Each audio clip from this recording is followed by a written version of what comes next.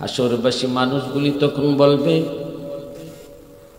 আমরা দুনিয়াতে যার গোলামি করেছি, দুনিয়াতে যার বন্দেগী করেছি, তাকে কোনোদিন দেখি নাই, কিন্তু তাকে না দেখলেও আজ তারে দেখলে চিনব।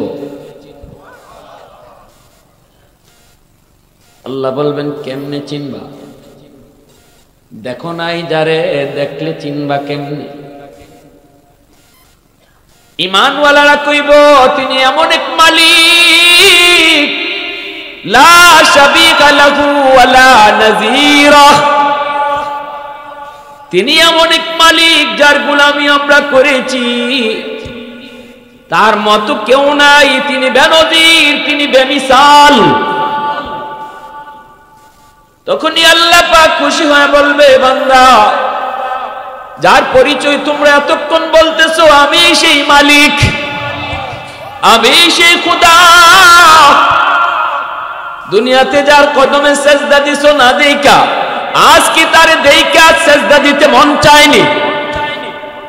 হাসরবাসী কইব, মালিক, আমরা আজ তারে দেইকা তার কদমে সেজদা দিতে চাই।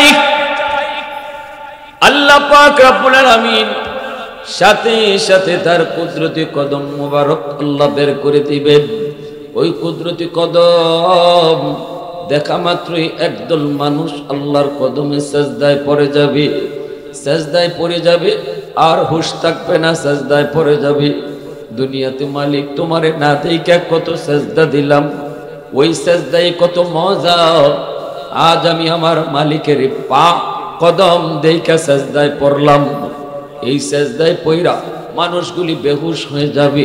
এত মজা, এত আনন্দ, এত স্বাদ আল্লাহর কদম দেইখা সেজদা দেওয়া। কিন্তু একদল মানুষ সেজদা দিতে চাইবে, দিতে পারবে না, দাঁড়ায় থাকবে, মানুষের দেখা দেখে সেজদা দিতে চাইবে, কিন্তু সেজদা দিতে পারে না। রুকু করতে চায়, পিঠ বাঁকা হয় না। সেজদা দিতে চায়, সেজদা দিতে চায়, কিন্তু পিঠ বাঁকা হয় না। ওই অবস্থায় মানুষগুলি চেষ্টা করে আর চেষ্টা করে, আপ্রাণ চেষ্টা করে পিঠ বাঁকা করার জন্য, কিন্তু তাদের পিঠ তো বাঁকা হয় না। মেরুদণ্ডের হাড়টা লোহার মতো শক্ত হয়ে রয়েছে। আপ্রাণ চেষ্টা করে, পিছন দিকে উপর হয়ে পড়ে যায়, পিছনে পড়ে কিন্তু সামনে পড়তে পারে না। চোখ থেকে পানির বদলে রক্ত বের হয়, কান্না করে করে রক্ত বের হয়। আল্লাহ পাক রব্বুল আলামিন হাজার হাজার বছর পরে আল্লাহ তারে ডাক দিয়ে কইব, কিরে বান্দা, কেন তুই কান্দ?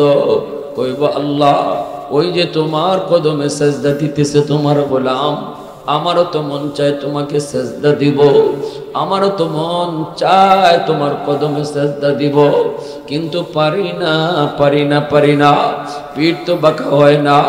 আল্লাহ পাক তখন বলবে, বান্দা, তুই দুনিয়াতে আমার কদমে সেজদা দিছিলি নি? দুনিয়ায় যদি পিঠ বাঁকা করতি, আজ হাসরের মাঠেও তোর পিঠ বাঁকা হইতো। দুনিয়ায় যদি পিঠ বাঁকা করতি, দুনিয়ায় যদি তুমি সেজদা দিতি, তাহলে আজও তোমার পিঠ বাঁকা হইতো। সেজদা দিতে না পাইরা কি কষ্ট হয়? হ মালিক, বড় কষ্ট লাগে। বন্ধু তোমাকে সেজদা দেয়, আমি সেজদা দিতে পারি না। ঘরের পাশের ঘরের মানুষ তোমাকে সেজদা দিতেছে, আমি তারে চিনতেছি, কিন্তু আমি পারতেছি না। আমার কর্মী তোমাকে সেজদা দেয়, কিন্তু আমি নেতা হয়ে পারি না। আল্লাহ, অভাব, এই দুঃখ, এই কষ্ট আমি করতে কোথায় রাখবো? এইভাবে কান্না করে করে চোখের পানির বদলে রক্ত বের করে ফেলবি। আল্লাহ পাক তখন বলবে, বান্দা, আজ তুই সেজদা দিতে না পাইরা তোর কলিজায় যেমন ব্যথা লাগে, দুনিয়াতে তুই যখন মসজিদের পাশ দিয়ে চলে যাইতি, আমি আল্লাহ তোরে মিনার থেকে ডাক দিতাম। মসজিদের মিনার থেকে মুয়াজ্জিন ডাকে না, ডাকি আমি আল্লাহ। আমি তোরে দৈনিক 5 বার করে ডাকতাম, 5 বার করে ডাকতাম, 5 বার করে ডাকতাম, কারণ আমি আমার হাবিবকে ও কথা দিয়েছি, ও বন্ধু, মেরাজের রজনীতে 50 ওয়াক্ত নামাজ কমাইতে কমাইতে কমাইতে কমাইতে আমার নবী 5 ওয়াক্ত নামাজে নিয়ে আসছেন। ওই 5 ওয়াক্ত কমাইতে গেছেন, তখনই আল্লাহ কয় বন্ধু আর কমানো লাগবে না, টেনশন তুমি করো না। মুসা নবীর উম্মত 2 ওয়াক্ত নামাজ পড়তে পারে নাই, এজন্য তুমি টেনশনে পড়ে গেছো বন্ধু, কিন্তু টেনশন করো না, আমি আল্লাহ ডাইকা ডাইকা তাদেরকে নামাজ পড়ায়া নিব। একটু জোরে আওয়াজ দেখুন না সুবহানাল্লাহ। মসজিদের মিনার থেকে আমি আল্লাহ তাদেরকে ডাইকা ডাইকা নামাজ পড়ায়া নিব। মায়ার নবী, দয়ার নবী, রহমতের নবী, আমার আপনার নবী সান্ত্বনা নিয়ে চলে আসলেন।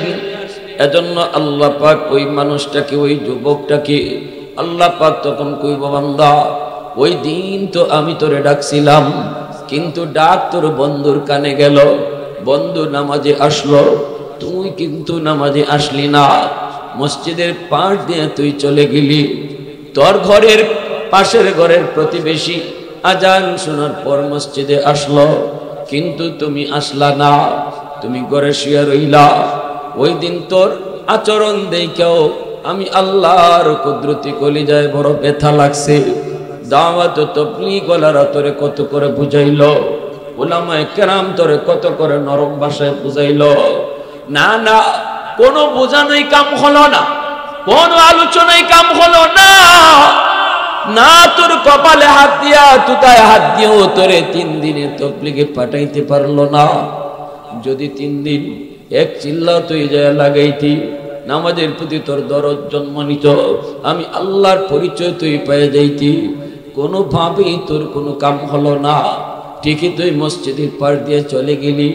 আমি কিন্তু তোরে ডাকতেছি পিছন থেকে, ইয়া আইয়ুহাল ইনসান মা গাররাকা বিরাব্বিকাল কারীম, ও বান্দা কে তোরে ভুলায় নিল, কে তোরে আমি আল্লাহ থেকে ফিরায় নিল, কে তোরে আমার থেকে ভুলায় দিল? যখন তোর কেউ ছিল না তখন তো ছিলাম আমি আল্লাহ। তো আওয়াজ দিয়ে এখন ঠিক কিনা? যখন তোর কেউ ছিল না তখন ছিলাম আমি আল্লাহ। মায়ের পেটে কেউ তোরে খানা দেয় নাই, খানা দিয়েছে আমি আল্লাহ। আল্লাহ পাক রব্বুল আলামিন কয় বান্দা, তারপরে পেট থেকে তুই দুনিয়া আসলি, তোর মায়ের বুকে আমি আল্লাহ তোর জন্য খানা রেডি রাখলাম, তুই দুনিয়ায় আসার আগেই তোর রিজিক আমি দুনিয়া পাঠিয়ে দিছি।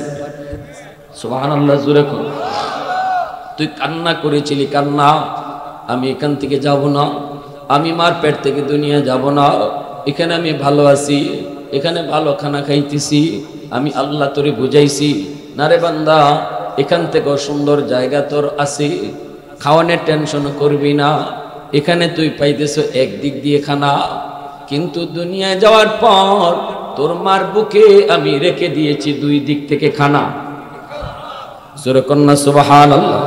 তাহলে আমরা আসার আগেই তো আল্লাহ দুনিয়ার রিজিক পাঠাইছে, ঠিক কিনা? মানুষ আগে আইছে নাকি রিজিক আগে আইছে? জোরে বলেন। রিজিক আল্লাহ আগে পাঠাইছে, এরপরে আল্লাহ পাক কয় এই দুধটা তোর জন্য ঠান্ডা হলেও বিপদ, এই দুধটা তোর জন্য গরম হলেও বিপদ, ঠান্ডাও তুই সইতে পারবি না, গরমও তুই সইতে পারবি না, এজন্য আমি আল্লাহ না ঠান্ডা না গরম এমন একটা দুধ তোর রিজিক বানায় রাখছি। সুবহানাল্লাহ, জোরে কর। প্রশংসা করব কার? একটু জোরে আওয়াজ দিয়ে বলেন কার? वहदत की हिफाजत नहीं बेकुव्वत बाजू, वहदत की हिफाजत नहीं बेकुव्वत बाजू, आती नहीं कुछ कमी हक ले खुदा दाद, आती नहीं कुछ कमी हक ले खुदा दाद, ऐ मर्द खुदा तुझको हुकूमत नहीं हासिल, जा बैठ किसी गार में अल्लाह को कर याद, जा बैठ किसी गार में अल्लाह को कर याद, ये सच ही कि बातिन की तरफदार नहीं हम, गादार न समझो हम गादार नहीं हम, गादार न समझो हमें गादार नहीं। हाँ, मुसलमाনের আওয়াজে বলেন আল্লাহু আকবার। আরো জোরে কোন আল্লাহু আকবার। এইবার আল্লাহ পাক রব্বুল আলামিন কয় বান্দা এত মায়া করে আমি আল্লাহ তোরে বানাইলাম, এত মায়া করে তোর খানার ব্যবস্থা দিলাম, জাননি বান্দা প্রতিদিন জমিন আমি আল্লাহর কাছে আবদার করে ও মালিক গুনাহগারের পায়ের আওয়াজ কত শুনবো। আলা কুল্লা ইয়াউমিন ওয়াল আরদু ইস্তাজিলু রাব্বাহু আবতালিউ ইবনা আদম ফি কারি। জমিন কয় আল্লাহ, হাদিসে কুদসি বলতেছি, যেই হাদিসের ভাষাটা আল্লাহর ভাষা। আল্লাহ বলেন জমিন প্রতিদিন আবদার করে ও মালিক অনুমতি দাও ওই বেনামাজিকে আমি জমিন গিলে ফেলবো, ওরে আর জমিনের উপর দিয়ে হাঁটতে দেব না। সুদকুরকে আমি জমিন গিলে ফেলবো, ঘোষকুরকে আমি জমিন গিলে ফেলবো। ওই যে দেখো বেপরদায় চলে, কত আর চলবে, একটু অনুমতি দাও আমি জমিন তরে গিলে ফেলবো। আবতালিউ ইবনা আদম ফি কারি। আল্লাহ কয় কেন তুই গিলে ফেলতে চাস? আল্লাহ কয় কেন? কয় লিআন্নাহুম ইয়ারযুকু বিরিজকিকা ওয়া ইয়াসিকা ওয়া ইয়াতাকাল্লামু বিলিসানিকা ওয়া ইয়াসিকা। এরা তোমার দেওয়া হাত দিয়া নাফরমানি করে, এরা তোমার দেওয়া জবান দিয়া নাফরমানি করে, এরা তোমার দেওয়া পা দিয়া নাফরমানি করে। আসবিরু ইলা মাতা আসবিরু।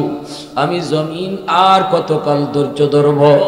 ও মালিক ধৈর্য ধরব তো ধরব, কিন্তু আর কতকাল ধরব? কতকাল আর বেনামাজির পায়ের বোঝা নিব? আর কতকাল, আর কতকাল সুদকুরের পায়ের আওয়াজ শুনব, ঘুষখোরের পায়ের আওয়াজ আমি জমিন আর কত শুনব? ধৈর্য তো আর দেয় না। বেনামাজি কতদিন আর চলবে? অনুমতি দাও। আসবিরু ইলা মাতা আসবিরু। ধৈর্য ধরব কতকাল আর ধৈর্য ধরব? আল্লাহ পাক বলতেছে বান্দারে শুন, এইভাবে কিন্তু প্রতিদিন জমিন আমার কাছে আবদার করে। আমি জমিনকে থামায় রাখি, বলি থাম, সাবধান, কথা বলবি না। বিষ্ণন্দের জমিনও প্রতিদিন আল্লাহর কাছে আবদার করে। সকাল হইতেই জমিনে কয় আল্লাহ অনুমতি চাই। আল্লাহ বলেন কে অনুমতি? কয় বেনামাজিরে গিলে ফেলবো, সুদকুরকে ডুবাইয়া দিব। আল্লাহ কয় থাম থাম থাম। ওয়াল বাহরা ইয়াস্তাজিলু রাব্বাহু। আল্লাহ কয় এমনি ভাবে সাগর, মহাসাগর গুলিও আবদার করে। কক্সবাজার সমুদ্র সৈকতের পারে যাওয়া কত যুবক নাফরমানিতে লিপ্ত হয়, কত নাফরমান তারা নাফরমানিতে লিপ্ত হয়। সাগরের পানিটা প্রতিদিন দেখতেছে, প্রতিনিয়ত দেখতেছে, সাগরের পানি দেখতেছে নাফরমানি। আল্লাহ বলে ওই পানিটা আবদার করে মালিক আর কত নাফরমানি দেখব, আর কত নাফরমানি দেখব, অনুমতি দাও। নাফরমানগুলি তোমার জমিনকে নাপাক বানায় ফেলছি, আল্লাহ তুমি একটু অনুমতি দিবানি, আমি পানি জমিনটারে পাক বানায় দিব আর নাফরমানগুলিরে ডুবায় দিব। আল্লাহ বলতেছেন এইভাবে জমিন প্রতিনিয়ত আবদার করে, সাগর মহাসাগর আবদার করে। এরপরে আল্লাহ কয় থাম, তোরা কথা বলবি না, আর আমার বান্দা বান্দির মাঝখানে কথা বলবি না। কারণ হলো এই মানুষকে আমি আল্লাহ বড় আদর করে বানাইছি।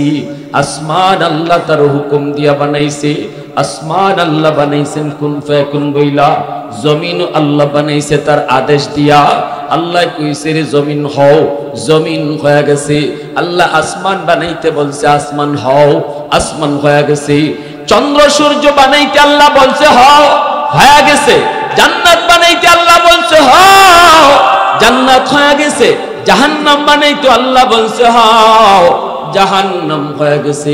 ফেরেশতা বানাইতো আল্লাহ বলছে হও, হয়ে গেছে। এই ফেরেশতা বানাইতো আল্লাহ তার হাত লাগায় নেই, কিন্তু মানুষ বানাইতে আল্লাহ বলে খলাকতু বিয়াদাইয়া। মানুষ আমি আল্লাহ হও বইলা বানাই নাই, আদেশ দিয়া বানাই নাই। এই মানুষ বড় মায়ার, এজন্য নিজের হাত দিয়া মানুষ বানাইছি। আল্লাহ পাক রব্বুল আলামিন কয়ের জমিন, আমি আল্লাহ দেখতেছি এই জমিনে কত গুনাহ হয়, কত অত্যাচার হয়, কত জুলুম হয়, কত নাফরমানি হয়, এরপরও আমি কেন ধরি না জানুনি? কারণ এই মানুষ আমি আল্লাহ তার নিজের হাত দিয়া মানুষ বানাইছি। কারণ এই চেহারার মধ্যে এত দামি কপাল, এই কপাল দিয়া বান্দা আমার কদমে সেজদা দিবে। এই কপাল ফেরেশতাদের হাতে বানাইলে হয় না, এই কপাল আদেশ দিয়া বানাইলে হয় না। যেই কপাল আমি বানাইছি আমার সেজদার জন্য, এই কপাল আদেশ দিয়া বানাইলে হয় না। এই কপালটা আমি আমার কুদরতি হাত লাগাইয়া বানাইছি। আল্লাহ পাক কয় বান্দা শুন, আজ তুই আমাকে সেজদা দিতে পারো না কইয়া তোমার কলিজায় ব্যথা, কিন্তু দুনিয়ার জগতে তুই যখন আজান শোনার পরে মসজিদে আইতি না, যেই কপাল আমি বানাইছি আমার সেজদার জন্য, ওই কপাল যখন তুই সেজদা দিতি না, তখন আমি আল্লাহর কুদরতি কলিজায় কেমন ব্যথা লাগতো একটু বুঝ, কেমন ব্যথা আমি পাইতাম। কারণ এত মায়া করে তোরে বানাইছি, এত বানাইছি। কি পরিমাণ মায়া ছিল আল্লাহ পাকের। নূহ নবীর আল্লাহ কয় নূহ, ও নূহ, আল্লাহ পাক রব্বুল আলামিন কয় নূহ কি চাও? নূহ কয় সব মাইরা ফালাও, একটাও আমার কথা মানে না। আজকে একটা শেষমেশ আশা করছিলাম, ছোট বাচ্চাটা হয়তো আমারে মানবো, বাপে মানে না হয়তো ফুলায় মানবো, কিন্তু আজকে দেখি বাপেও আমারে পাগল কয়ে ঢিল মারছে, ছোট্ট বাচ্চাটাও পাগল কয়ে ঢিল মারছে। আমি নিরাশ হয়ে গেছি গো মালিক, আর মনে হয় আমার দাওয়াতে কেউ আসবে না। তাহলে কি করব? আল্লাহ সব শেষ করে ফেলাও। রব্বি লা তাদার আলাল আরদি মিনাল কাফিরিনা দাইয়ারা, একটারও রাইখো না, সব শেষ করো। আল্লাহ পাক ওইটা কি ওই দোয়া? বলে কোন দোয়া যেটা আমি কবুল করার গ্যারান্টি দিয়েছি? এটা কি সেই দোয়া? নূহ নবী কয় হয় এটা সেই দোয়া। লিকুল্লি নাবিয়্যিন দাওয়াতুম মুস্তাজাবাতুন ফাতাআজ্জালা কুল্লু নাবিয়্যিন দাওয়াতুহু ওয়া ইন্নী ইখতাবাতু দাওয়াতি শাফাআতান লি উম্মতি। নবীজি বলেন সব নবীকে আল্লাহ পাক একটা দোয়া কবুলের গ্যারান্টি আল্লাহ দিয়েছে। সব নবী এই দোয়া দুনিয়াতে আদায় করে নিয়ে গেছে, কিন্তু আমার আপনার নবী বলেন আমি এই দোয়া দুনিয়াতে করি নাই। আল্লাহু আকবার জোরে বল। তায়েফের জমিন আমার উপর দিয়া রক্ত ঝরে গেল, উহুদের ময়দান দান দান শহীদ হলো, শিয়াবে আবি তালিবে 2 বছর কারাগারে বন্দী থাকলাম, ছোট ছোট ছোট মাসুম বাচ্চাগুলি নিয়া। তবু আমি এই দোয়াটা আল্লাহর কাছে করি নাই, যেটা কবুলের গ্যারান্টি আল্লাহ দিয়েছে। আমি লুকায় রাখছি এই দোয়াটা, আমি লুকায় রাখছি এইটা। উম্মত জানুনি কেন? শাফাআতাল লি উম্মতি, কিয়ামতের ময়দানে এই দোয়াটা দ্বারাই আমার উম্মতের সুপারিশ করব। একটু জোরে আওয়াজ দিয়ে কন্যা সুবহানাল্লাহ, আর একটু জোরে সুবহানাল্লাহ। यासीन से मौला ने कभी उनको पुकारा, यासीन से मौला ने कभी उनको पुकारा, हामीम कभी और कभी तासीन इशारा। ए रमज़ है कुछ आशिक माशूक के माबैन, समझा है जिन्हें खल्क़ में एक सरवर कौनैन, समझा है जिन्हें खल्क़ में एक सरवर कौनैन। मोहब्बतेर साथे बोलेन आल्लाहु আকবার। আল্লাহ কই দিলাম, সব শেষ করে দিলাম, কিন্তু এর আগে একটা কথা আছে রে নূহ। বলে কি কথা? কয় মাটি দিয়ে কিছু পাতিল বানাইতে পারবানি? নূহ নবী কয় পারবো না কেন? আল্লাহ কয় মনের মাধুরী দিয়া বানাও, যেভাবে মন তোমার চাই এইভাবে বিভিন্ন রঙের বিভিন্ন ঢঙ্গের কিছু পাতিল বানাও। নূহ নবী বিভিন্ন রঙের বিভিন্ন ঢঙ্গের মনের মাধুরী দিয়ে কিছু পাতিল বানাইলেন। একটা মন চাইছে এইভাবে বানাইবার, এইভাবে বানাইছেন। আরেকটা মন চাই একটু অন্যভাবে বানাই, অন্যভাবে বানাইছেন। সব কিছু বানানোর পর এবার আল্লাহ কয় নূহ এবার একটা হাতের মধ্যে বড় একটা লাঠি নেও। লাঠি নিলেন, কয় কি করব? আল্লাহ কয় সবগুলি মুহূর্তের ভিতরে সব ভেঙ্গে ধ্বংস করে দাও, চুরমার করে দাও। নূহ নবী কয় আল্লাহ তা বানাইতে বললা কেন? বানাইতে বলছো কেন? এখন আবার ভাঙতেই বলো কেন? আল্লাহ তুমি তো আমাকে বানাইতে বলছো, মনের মাধুরী দিয়া বানাইছিলাম, ভাঙবো কেন? আল্লাহ কয় কেন ভাঙতে মায়া লাগে? বলে হ মায়া তো লাগবেই। আল্লাহ পাক কয় রে নূহ, পাতিল বানাইছো, পাতিল, মাটির পাতিল, হাত বানাইতে পারো নাই, পাও দিতে পারো নাই, চোখও দিতে পারো নাই, কথাও বলাইতে পারো নাই, শুধু একটা মাটির পাতিল নিজের হাত দিয়ে বানানোর কারণে যদি এত মায়া তোমার লাগলো, যে মানুষকে আমি আল্লাহ শুধু নিজের হাত দিয়ে বানাইছি তা না, বরং চোখ দিছি, জবান দিছি, কথা বলার শক্তি দিছি, ওই মানুষকে আমি আল্লাহ মুহূর্তের ভিতরে কেমনে ধ্বংস করে দেই? আমি আল্লাহর কি একটু মায়া লাগে না? একটু মায়া লাগে না? ঠিক আছে যাও, তোমার কথায় আমি সব শেষ করে দিলাম। ঈমানওয়ালাদেরকে সাথে রাইখো। মহিলা, একজন বৃদ্ধা মহিলা, ঈমানদার মহিলা কই নবী গো, নৌকা বানাইয়া ঝড় যেদিন শুরু হবে, তুফান যেদিন শুরু হবে, আমাকে ইয়াদ করে আপনি নৌকায় তুলে নিয়েন। নূহ নবী কই ঠিক আছে মা, তোমাকে উঠায় নিব।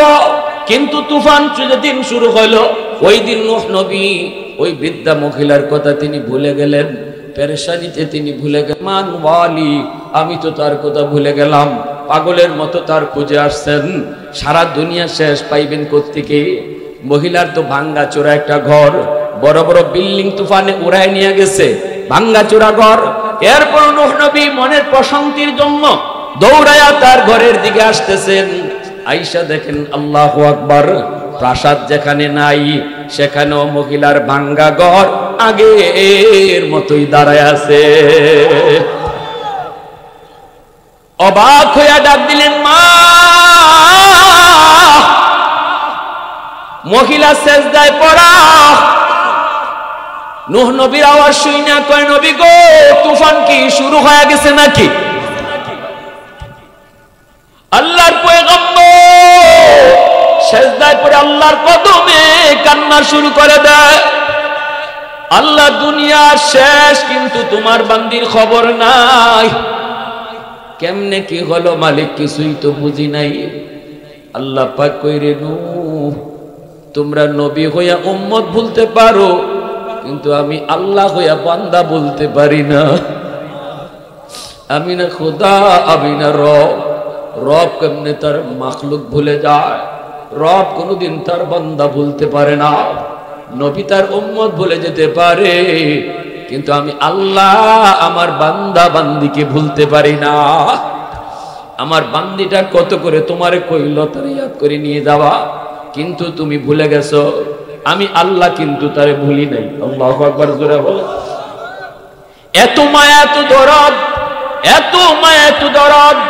এজন্য আল্লাহ পাক রব্বুল আলামিন, আল্লাহ পাক রব্বুল আলামিন কইরে জমিন, মানুষ যতই গুনাহ করুক, যতই অপরাধ করুক, তাদের গুনার মাঝখানে তোরা আসবি না।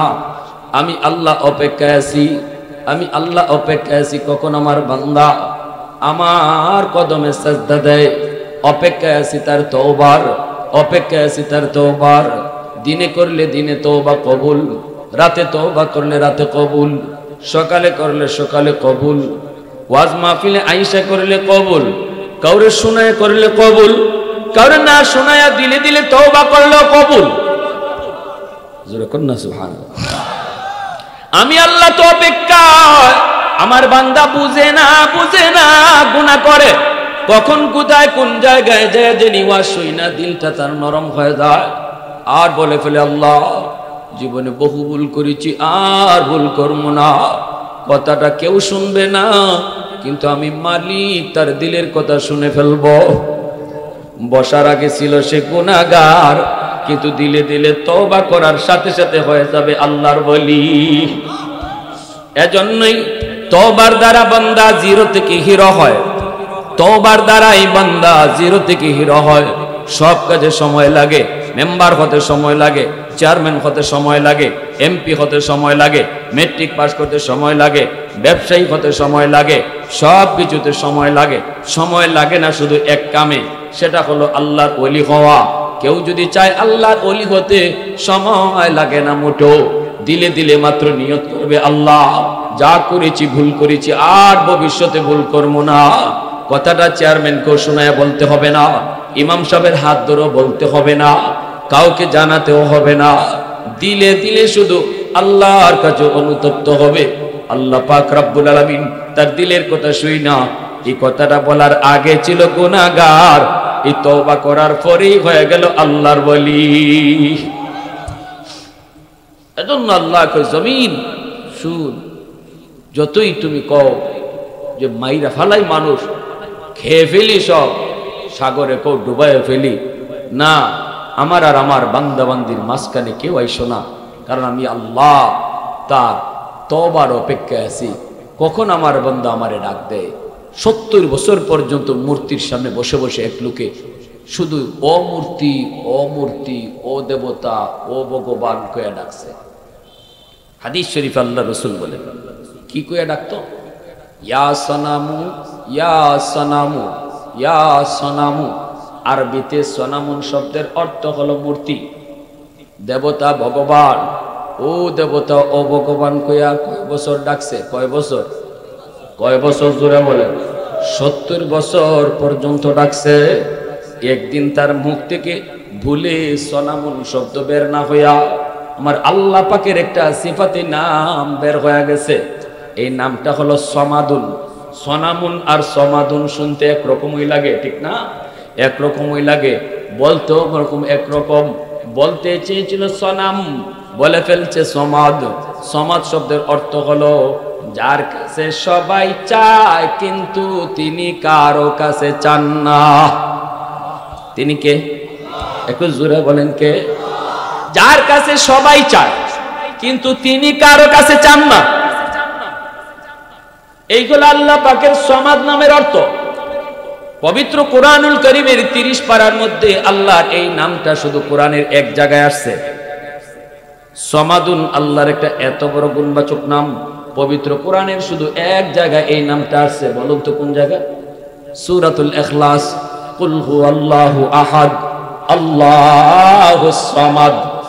আল্লাহুস, এই সমাদ আল্লাহর এত বড় নাম, আল্লাহর এত বড় নাম কোরআনের শুধু এক জায়গায় সূরাতুল ইখলাসে এই নামটা তার মুখ থেকে বের হয়ে গেল। ইচ্ছা করে না অনিচ্ছায়, সাথে সাথে আল্লাহ জবাব দিয়ে দিছে। আল্লাহ কয় লাব্বাইক ইয়া আব্দি লিমা দাউতানি, ও বান্দা আমি আল্লাহ হাজির, আমারে কেন ডাক দিছো? জোরে কোন সুবহানাল্লাহ। সাথে সাথে লোকটা সেজদায় পড়ে আল্লাহর কদমে সেজদায় পড়ে কান্না শুরু করে দেয় আর কয় মালিক 70 বছর এমনকি জীবন কাটিয়ে দিলাম, দেবতার ভগবান কয়া ডাইকা ডাইকা একদিনও ভগবানের জবাব দেয় নাই, কিন্তু আজকে ভুলে একদিন তোমারে ডাক দিলাম, প্রথম ডাকেই তুমি জবাব দিয়া দিছো। আল্লাহ তুমি আমারে মাফ করো, আল্লাহ তুমি আমারে ক্ষমা করো, আল্লাহ তুমি আমারে মাফ করো। ভাইরা বন্ধুরা, জন্য আল্লাহ পাক কয় বান্দা তুই যখন মসজিদের পাশ দিয়ে চলে যাও গুনার কাজ করার জন্য, তুই নিয়ত করে বের হও, আমি কিন্তু তোরে পিছন থেকে হাত দিয়ে ডাকি, ইয়া আইয়ুহাল ইনসান মা গাররাকা বিরাব্বিকাল কারীম। কই যাস বান্দা, কই যাস? তোরে না আমি আল্লাহ আমার নিজের হাত দিয়া আদর করে বানাইছি, আমারে ফলায় তুই কই যাস? কে তোরে আমার থেকে ভুলায় দিল? কে তোরে ভুলায় দিল? এজন্য আল্লাহ পাক রব্বুল আলামিন কয় রে জমিন শুন, আমিও দেখি কত গুনাহ হয়, কত অত্যাচার হয়, কত জুলুম হয়, এরপরও আমি কেন ধরি না জানুনি? কারণ এই মানুষ কখন কোন জায়গায় যায় জানি তওবা করে, আর তওবা করার সাথে সাথে আমি আল্লাহ তারে গুনাহগার থেকে ওলির খাতায় নাম উঠায় দেই। তাহলে এই জীবনের সবচেয়ে সহজ কাজ হলো আল্লাহর ওলি হওয়া। সবচেয়ে সহজ কাজ কি? জোরে কোন? সবচেয়ে সহজ কাজ হলো আল্লাহর ওলি হওয়া। কেমনে ওলি হওয়া যায়? কয় তওবা করা, খাটি দিলে তওবা করা। তওবার কেমনে নিয়ত? কয় তওবা হইল আল্লাহ যে গুনাহটা করছি এই গুনাহটা আর ভবিষ্যতে করব না, এবং এই গুনার উপর অনুতপ্ত হওয়া, অনুশোচনা জাগ্রত হওয়া, আয় আমি ভুল করেছি। আর যদি কোনো মানুষের হক হয়ে থাকে এটা দ্রুত ফিরাইয়া দেওয়া। হ্যাঁ, আল্লাহ কর্তৃক বন্টন হওয়া সম্পদ আমি আমার বোনকে দিলাম না, বোনরে ঠকাইলাম, বড় ভাই হইয়া ছোট ভাইয়ের সম্পদ নিয়ে নিলাম, প্রতিবেশীর জায়গা দখল করে নিয়ে নিলাম, মানুষের হক নষ্ট কইরা এখানে বইয়া তওবা করতে করতে চোখের পানি ফালাইয়াও যদি কান্দেন আর এই জায়গা ফিরত না দেন, কোনোদিন তওবা কবুল হবে? জোরে বলেন হবে? বান্দার হক যা নষ্ট হয়েছে ফিরাইয়া দিতে হবে, আর আল্লাহর হক যা নষ্ট হয়েছে, নামাজ রোজা ছাড়ছেন, এগুলার জন্য চোখের পানি, আল্লাহ আর ভবিষ্যতে ছাড়বে না। ঠিক না ভাই? হ্যাঁ, যদি এভাবে করেন তাহলে আল্লাহ রাব্বুল আলামিন কয়, বান্দা আমি আল্লাহর নাম তাওয়াব। কয়বার তুমি গুনাহ করছো, যতবার গুনাহ করছো সব গুনাহ আমি বারবার মাফ করে দেব। আরো জোরে কোন সুবহানাল্লাহ।